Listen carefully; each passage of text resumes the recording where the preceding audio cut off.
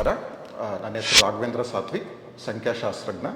ಈ ವಿಡಿಯೋದಲ್ಲಿ ಅಥವಾ ಇವತ್ತು ನಾವು ಸಂಖ್ಯಾಶಾಸ್ತ್ರದ ಬಗ್ಗೆ ಇನ್ ಡೀಟೇಲ್ ಅಂದರೆ ಕಂಪ್ಲೀಟಾಗಿ ನಿಮಗೆ ಏನೇನು ತಿಳ್ಕೋಬೇಕು ಅಂತ ಆಸಕ್ತಿ ಇದೆಯೋ ಅದು ಅಷ್ಟೂ ಈ ವಿಡಿಯೋದಲ್ಲಿ ನಿಮಗೆ ನಾವು ತಿಳಿಸ್ಕೊಡ್ತೀವಿ. ಫಾರ್ ಎಕ್ಸಾಂಪಲ್ಲು ಸಂಖ್ಯಾಶಾಸ್ತ್ರ ಅಂದರೆ ಏನು, ಇದು ಯಾವ ಪ್ರಾಂತ್ಯಗಳು ಅಥವಾ ಯಾವ ದೇಶದಿಂದ ಬಂತು, ಏನಕ್ಕೆ ಇವಾಗ ಇದು ರೀಸೆಂಟ್ಲಿ ನಮ್ಮ ದೇಶದಲ್ಲಿ ಇಷ್ಟೊಂದು ಪ್ರಸಿದ್ಧ ಆಗ್ತಿದೆ, ಇದರ ಉಪಯೋಗಗಳು ಏನು, ನಾವು ಯಾವ ನಮ್ಮ ಜೀವನದ ಭಾಗಗಳಲ್ಲಿ ಅಥವಾ ಆಯಾಮಗಳಲ್ಲಿ ಇದನ್ನು ನಾವು ಬಳಸ್ಬೋದು, ಸಂಖ್ಯಾಶಾಸ್ತ್ರಕ್ಕೆ ಮತ್ತು ಜ್ಯೋತಿಷಶಾಸ್ತ್ರಕ್ಕೆ ಇರುವಂಥ ವ್ಯತ್ಯಾಸಗಳು, ಇಷ್ಟನ್ನು ನೀವು ತಿಳ್ಕೋಬೇಕು ಅಂತ ಹೇಳಿದ್ರೆ ಈ ವಿಡಿಯೋನ ಎಂಡ್ವರೆಗೂ ನೋಡಿ, ನಿಮಗೆ ಕಂಪ್ಲೀಟ್ ಇನ್ಫಾರ್ಮೇಷನ್ ಸಿಗುತ್ತೆ. ಈಗ ಫಸ್ಟು ಸಂಖ್ಯಾಶಾಸ್ತ್ರ ಅಂದರೆ ಏನು ಇದ್ರ ಬಗ್ಗೆ ಮಾತಾಡೋಣ. ಸೊ ಶಾಸ್ತ್ರ ಅಂದರೆ ನಿಮಗೆ ಗೊತ್ತು, ಯಾವ್ದಾದ್ರು ಒಂದು ಸಬ್ಜೆಕ್ಟ್ ಬಗ್ಗೆ ತಿಳ್ಕೊಳ್ಳೋದು. ಫಾರ್ ಎಕ್ಸಾಂಪಲ್ಲು ಅಸ್ಟ್ರಾಲಜಿ, ಸೊ ಕನ್ನಡದಲ್ಲಿ ನಾವು ಜ್ಯೋತಿಷ ಶಾಸ್ತ್ರ ಅಂತ ಕರಿತೀವಿ, ಅಂದರೆ ಜ್ಯೋತಿಷದ ಬಗ್ಗೆ ತಿಳ್ಕೊಳ್ಳೋ ಶಾಸ್ತ್ರಕ್ಕೆ ಜ್ಯೋತಿಷ ಶಾಸ್ತ್ರ. ಸಿಮಿಲರ್ಲಿ ನಾವು ವಾಸ್ತು ಬಗ್ಗೆ ತಿಳ್ಕೊಳ್ಳೋದಕ್ಕೆ ವಾಸ್ತುಶಾಸ್ತ್ರ ಅಂತ ಕರಿತೀವಿ. ಅದೇ ರೀತಿ ಸಂಖ್ಯಾಶಾಸ್ತ್ರ ಅಂತ ಹೇಳಿದ್ರೆ ಸಂಖ್ಯೆಗಳ ಬಗ್ಗೆ, ಅಂದರೆ ನಂಬರ್ಸ್ ಬಗ್ಗೆ, ಇಂಗ್ಲೀಷಲ್ಲಿ ನಾವು ನ್ಯೂಮರಾಲಜಿ ಅಂತ ಕರಿತೀವಿ.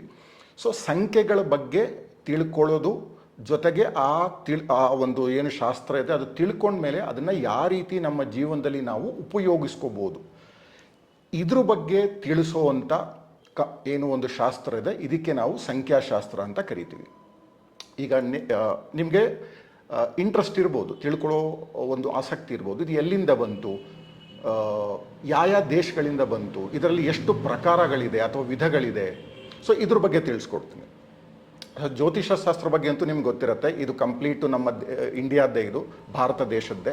ಸಾವಿರಾರು ವರ್ಷಗಳಿಂದ ಋಷಿ ಮುನಿಗಳೆಲ್ಲ ಸುಮಾರು ರಿಸರ್ಚ್ ಮಾಡಿ ಆಮೇಲೆ ಅದನ್ನು ಅವರು ಸಾಮಾನ್ಯ ಜನಗಳು ಮತ್ತು ಈವನ್ ರಾಜ ಮಹಾರಾಜರ ಲೆವೆಲಲ್ಲಿ ಕೂಡ ಯಾವ ರೀತಿ ಉಪಯೋಗಿಸ್ಕೋಬೋದು ಅಂಥೇಳಿ ಬೇರೆ ಬೇರೆ ಬುಕ್ಗಳ ಮೂಲಕ ಈಗ ನಮಗೆ ಜ್ಯೋತಿಷ ಶಾಸ್ತ್ರ ಬಗ್ಗೆ ನಮಗೆ ಫುಲ್ ಇನ್ಫಾರ್ಮೇಷನ್ ಸಿಗುತ್ತೆ. So basically it is 100% Indian. ಅದೇ ನಾವು ಸಂಖ್ಯಾಶಾಸ್ತ್ರ ಅಂತ ತಗೊಂಡ್ರೆ ಇದರಲ್ಲಿ ಬೇರೆ ಬೇರೆ ದೇಶಗಳು, ಬೇರೆ ಬೇರೆ ದೇಶಗಳ ನಾವು ಸೈಂಟಿಫಿಕ್ ಅಂತ ತಗೊಂಡ್ರೆ, ವಿಜ್ಞಾನಿಗಳು ಅಂತ ತಗೊಂಡ್ರೆ, we can call them as numerology related scientist.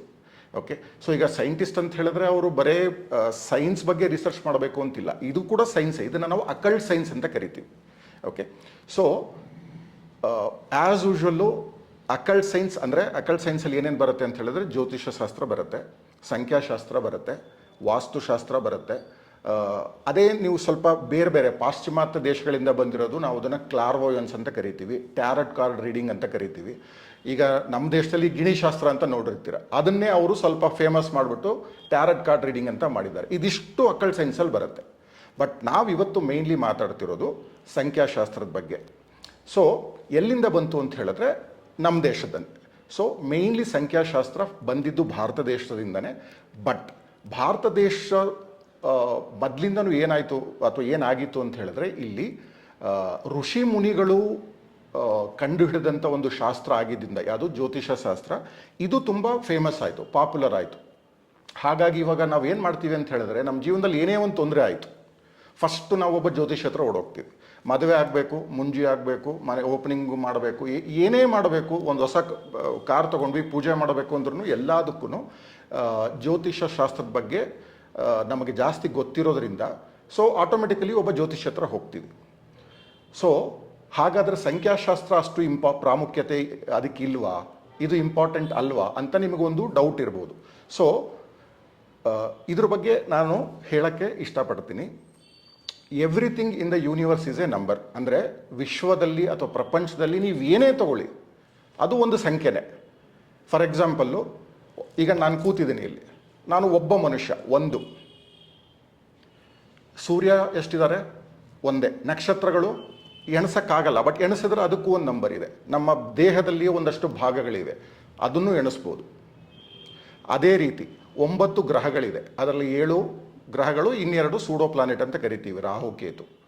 So ಈಗ ನೀವು ಫಾರ್ ಎಕ್ಸಾಂಪಲ್ ನಿಮ್ಮ ಮನೆಗೊಂದು ನಂಬರ್ ಇರುತ್ತೆ, ನಿಮ್ಮ ಹೆಸರಲ್ಲಿ ಒಂದು ನಂಬರ್ ಇರುತ್ತೆ, ನೀವು ಓಡಿಸ್ತಿರೋ ವಾಹನ ಅದಕ್ಕೂ ರಿಜಿಸ್ಟ್ರೇಷನ್ ನಂಬರ್ ಅಂತ ಇದೆ.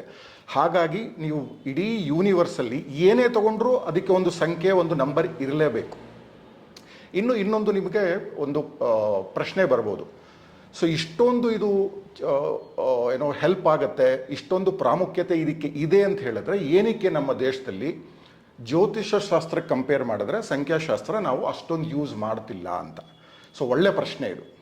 ಇದಕ್ಕೆ ಉತ್ತರ ಏನಪ್ಪ ಅಂತ ಹೇಳಿದ್ರೆ, ನಾ ಆವಾಗಲೇ ಹೇಳಿದಾಗೆ, ನೀವು ರೋಡಲ್ಲಿ ಯಾವುದೇ ರೋಡ್ಗೆ ಹೋಗಿ ಇಬ್ಬರು ಜ್ಯೋತಿಷಿಗಳು ಸಿಗ್ತಾರೆ.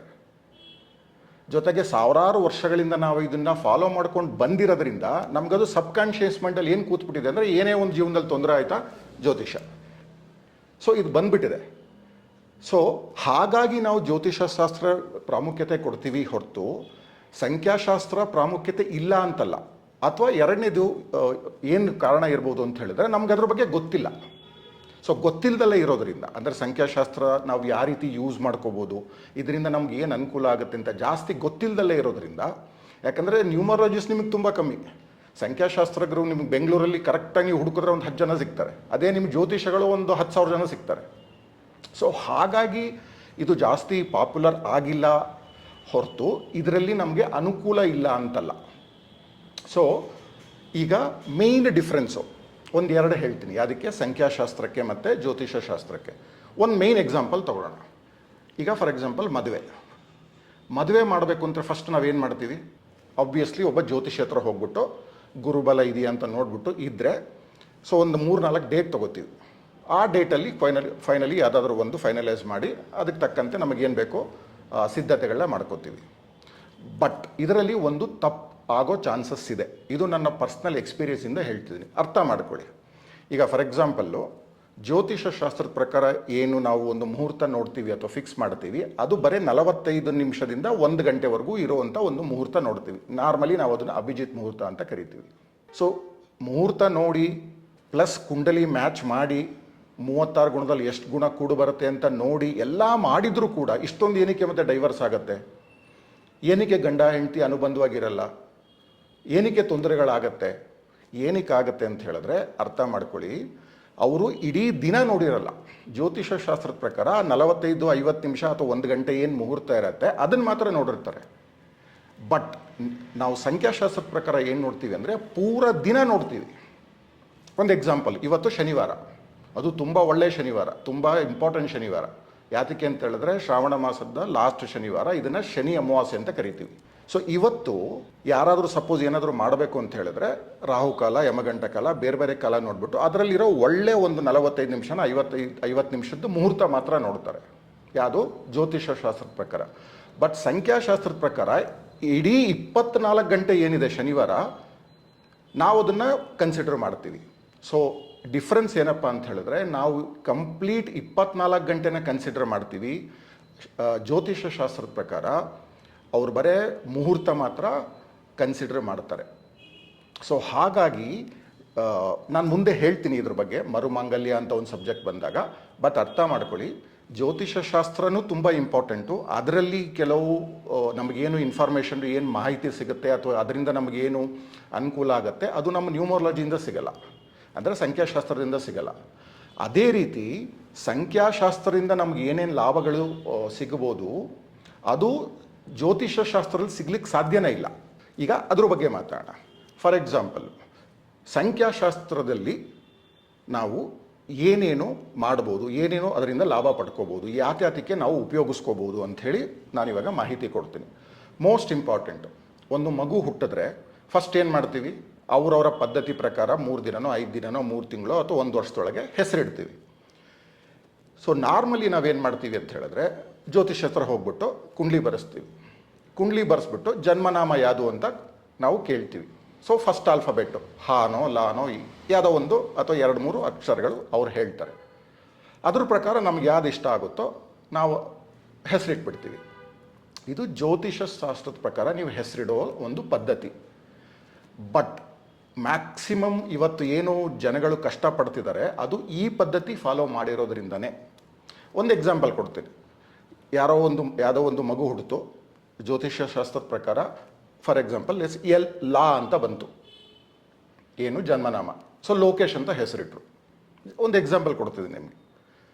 ಬಟ್ ಆ ಲೋಕೇಶ್ ಅಂತ ಏನು ಹೆಸರಿದೆ ಅದರ ನಂಬರ್ ಏನಿರುತ್ತೆ ಆ ನಂಬರ್ ಪ್ರಕಾರ ನಿಮ್ಮ ಜೀವನ ನಿರ್ಧಾರ ಆಗತ್ತೆ. ಅರ್ಥ ಮಾಡ್ಕೊಳ್ಳಿ. ಸೊ ಪ್ರತಿಯೊಂದು ಅಕ್ಷರಕ್ಕೂ ಆಲ್ಫಾಬೆಟ್ಗೂ ಒಂದು ನಂಬರ್ ಇರುತ್ತೆ. ಆ ಹೆಸರಲ್ಲಿ ಇರೋ ಟೋಟಲ್ ಆಲ್ಫಾಬೆಟ್ಸ್ನ ನಾವು ಆಡ್ ಮಾಡಿದಾಗ ಒಂದು ಫೈನಲ್ ನಂಬರ್ ಬರುತ್ತೆ.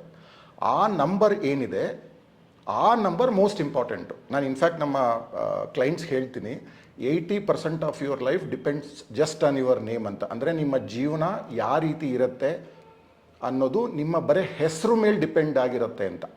ಸೊ ನಿಮ್ಮ ಹೆಸರು ಕರೆಕ್ಟಾಗಿ ಇಟ್ಬಿಟ್ರೆ ನ್ಯೂಮರಾಲಜಿ ಪ್ರಕಾರ, ಸಂಖ್ಯಾಶಾಸ್ತ್ರದ ಪ್ರಕಾರ ನಿಮ್ಮ ಜೀವನದಲ್ಲಿ 80 to 90% ತೊಂದರೆಗಳು ಕಮ್ಮಿಯಾಗಿ ನೀವು ಒಳ್ಳೆಯ ಜೀವನ ನಡೆಸ್ತೀರಾ. ಈಗ ನೀವು ಹಾಗಾದರೆ ಕೇಳ್ಬೋದು, ಸೊ ಕೆಲವರು ಒಳ್ಳೆ ದಿನ ಹುಟ್ಟಿರಲ್ಲ, ಅವ್ರೇನು ಮಾಡಬೇಕು? ಕರೆಕ್ಟ್, ಇದು ಒಳ್ಳೆ ಪ್ರಶ್ನೆನೇ. ಸೊ ಫಾರ್ ಎಕ್ಸಾಂಪಲ್, ನೀವು ಹುಟ್ಟಿರೋವಂಥ ದಿನ ಸರಿ ಇಲ್ದಲ್ಲೇ ಇರ್ಬೋದು, ಬಟ್ ಕರೆಕ್ಟಾಗೆ ನಾವು ಲೆಕ್ಕ ಮಾಡಿಬಿಟ್ಟು ನಿಮ್ಮ ಲಕ್ಕಿ ನಂಬರ್ಸ್ನ ಲೆಕ್ಕ ಮಾಡಿ ಅದಕ್ಕೆ ತಕ್ಕಂತೆ ಕರೆಕ್ಟಾಗೆ ನಿಮಗೆ ಹೆಸರಿಟ್ಟರೆ ನೀವು ಹುಟ್ಟಿದ್ದು ಏನು ಒಂದು ದೋಷಗಳಿರುತ್ತೆ ಆ ಒಂದು ದಿನದಲ್ಲಿ, ಆ ದೋಷಗಳು ಪರಿಹಾರ ಆಗತ್ತೆ. ಅಂದರೆ ಹುಟ್ಟಿರೋ ದಿನ ಸರಿ ಇಲ್ಲ ಅಂತ ಹೇಳಿದ್ರು ಹೆಸರು ಕರೆಕ್ಟಾಗಿ ಇಡೋದ್ರಿಂದ ನಿಮ್ಮ ಜೀವನ ಚೆನ್ನಾಗಿರುತ್ತೆ. ಅದೇ ರೀತಿ ಉಲ್ಟನೂ ಆಗ್ಬೋದು. ಅಂದರೆ ನೀವು ಹುಟ್ಟಿರೋ ದಿನ ತುಂಬ ಚೆನ್ನಾಗಿದೆ, ಬಟ್ ಗೊತ್ತೋ ಗೊತ್ತಿಲ್ಲದಲ್ಲೇ ನಿಮ್ಮ ಅಪ್ಪ ಅಮ್ಮ ನಿಮಗೆ ಹೆಸರು ಕರೆಕ್ಟಾಗಿ ಇಟ್ಟಿಲ್ಲ ಅಂತ ಹೇಳಿದ್ರೆ ಇಡೀ ಜೀವನ ನೀವು ಕಷ್ಟಪಡ್ತೀರ. ಹಾಗಾಗಿ ನಾನು ಇದು ನನ್ನ ಬುಕ್ಸಲ್ಲೂ ಬರೆದಿದ್ದೀನಿ, ಎಲ್ಲರಿಗೂ ಹೇಳ್ತೀನಿ, ವಿಡಿಯೋಸಲ್ಲೂ ಹೇಳಿದ್ದೀನಿ, ಲಕ್ಷಾಂತರ ರೂಪಾಯಿ ಖರ್ಚು ಮಾಡ್ತೀರಾ ನಿಮ್ಮ ಮಕ್ಕಳಿಗೆ ಎಜುಕೇಷನ್ಗೆ, ಬೇರೆ ಬೇರೆದಕ್ಕೆ.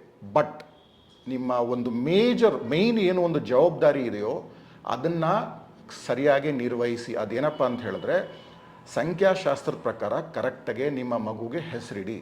ಯಾಕಂದರೆ ಹೆಸರು ಕರೆಕ್ಟಾಗಿ ಇಟ್ಬಿಟ್ರೆ ಅವ್ರ ಜೀವನ ಚೆನ್ನಾಗಿರುತ್ತೆ. ನಾ ಆವಾಗಲೇ ಹೇಳಿದಾಗೆ, ಹುಟ್ಟಿದ ದಿನ ಚೆನ್ನಾಗಿಲ್ಲ ಅಂತ ಹೇಳಿದ್ರು ಹೆಸರು ಕರೆಕ್ಟಾಗಿಡೋದ್ರಿಂದ ಆ ದಿನದಲ್ಲಿರೋ ದೋಷ ಪರಿಹಾರ ಆಗುತ್ತೆ, ಅವ್ರ ಜೀವನ ಚೆನ್ನಾಗಿರುತ್ತೆ. ಅದೇ ಅವರು ಒಳ್ಳೆ ದಿನದಲ್ಲಿ ಹುಟ್ಟಿ ಹೆಸರು ಸರಿ ಇಲ್ಲ ಅಂತ ಹೇಳಿದ್ರೆ ಇಡೀ ಜೀವನ ಕಷ್ಟಪಡ್ತಾರೆ. ಹಾಗಾಗಿ ಸಂಖ್ಯಾಶಾಸ್ತ್ರದ ಪ್ರಕಾರ ಮಕ್ಕಳಿಗೆ ಹೆಸರಿಡೋದು ತುಂಬ ತುಂಬ ಇಂಪಾರ್ಟೆಂಟು. ಇದು ನೀವು ಜ್ಯೋತಿಷ ಶಾಸ್ತ್ರದ ಪ್ರಕಾರ ಇಡೋಕ್ಕಾಗಲ್ಲ, ಇದು ಸಂಖ್ಯಾಶಾಸ್ತ್ರನೇ ನೀವು ಫಾಲೋ ಮಾಡಬೇಕು. ಇದು ಒಂದು ಮೋಸ್ಟ್ ಇಂಪಾರ್ಟೆಂಟ್ ಬೆನಿಫಿಟ್ಟು. ಎರಡನೇದು,